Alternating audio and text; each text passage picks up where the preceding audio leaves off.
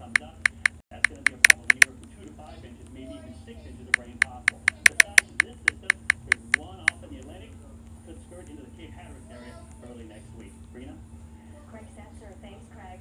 A Southwest Airlines flight made an emergency landing Saturday morning after one of its two engines had a serious malfunction. The Boeing 737 was flying from New Orleans to Orlando when an engine part apparently blew off.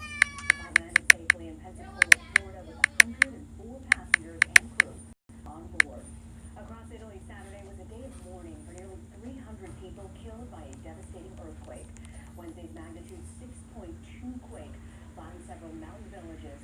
In one town, the caskets of 35 people were brought to a community gym, one of the last large buildings still standing. Stepstone reports from the disaster area. Families that have grieved in private gathered together today for a funeral that showed an entire nation in mourning. Italy's prime minister and president were there. Not far away, workers continued sifting through rubble, knowing the probability of finding anyone alive faded with each passing hour. Firefighter Franco Montalban is one of the rescuers. After the 8 probability go down, and we can find only dead people.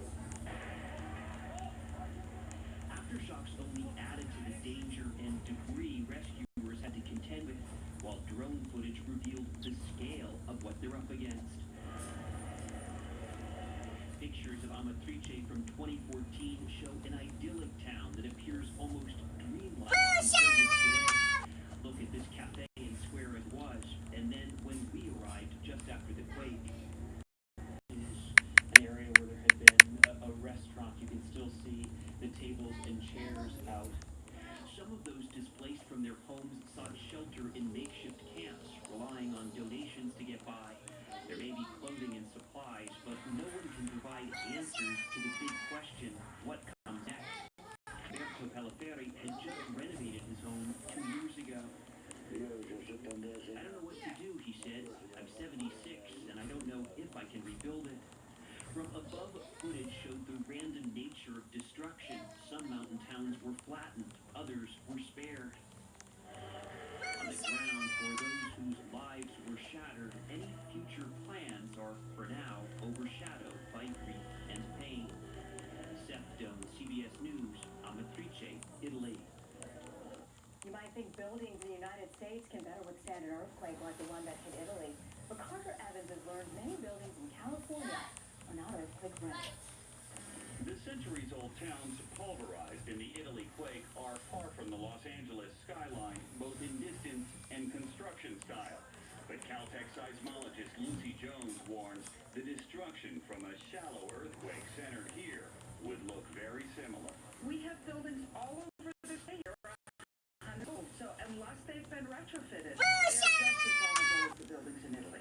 Brick buildings crumbled in downtown Napa when a 6.0 quake struck in 2014. But damage was limited because many had already been strengthened. If that building isn't reinforced, what happens to it in a large earthquake? Well, unreinforced masonry buildings like that without any seismic strengthening is essentially what I call a death box. Kit Miyamoto is a California seismic safety commissioner and a structural engineer. His company strengthens buildings like this one in downtown LA.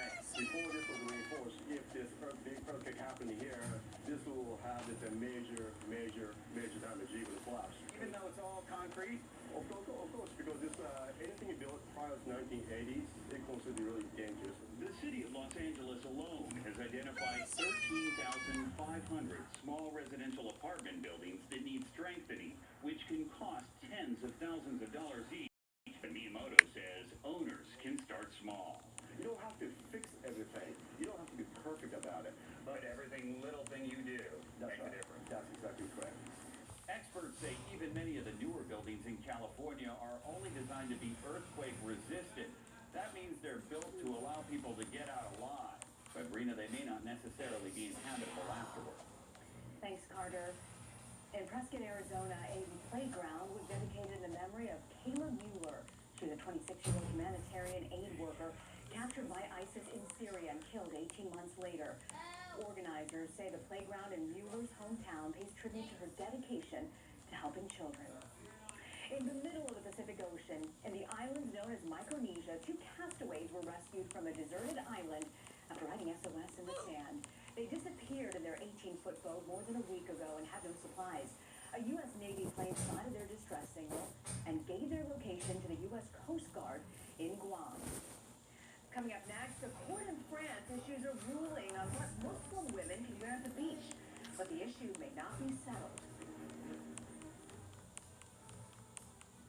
You inherit lots of traits from your family. My ancestor, Lady Eleanor, made it big in textiles. My great-grandfather, Bernard, wrote existential poetry. And Uncle John was an explorer. I inherited their can-do spirit and their double chin. Now I'm going to do something about it. Kybella is the first of its kind injectable treatment that destroys fat under the chin, leaving an improved profile. Kybella is an FDA-approved non-surgical treatment for adults with a moderate amount of illness, or a bit more. Don't receive Kybella if you have an infection in the treatment area. Kybella can cause nerve injury in the jaw, resulting in an uneven smile, or facial muscle weakness and trouble swallowing. Tell your doctor about all medical conditions, including if you have had or plan to have surgery or cosmetic treatments on your face, neck, or chin, have had or have medical conditions in or near your neck, or have bleeding problems. Tell your doctor about all medicines you take. The most common side effects are swelling, bruising, pain, numbness, redness, and areas of hardness in the treatment area. Find a doctor at mykybella.com.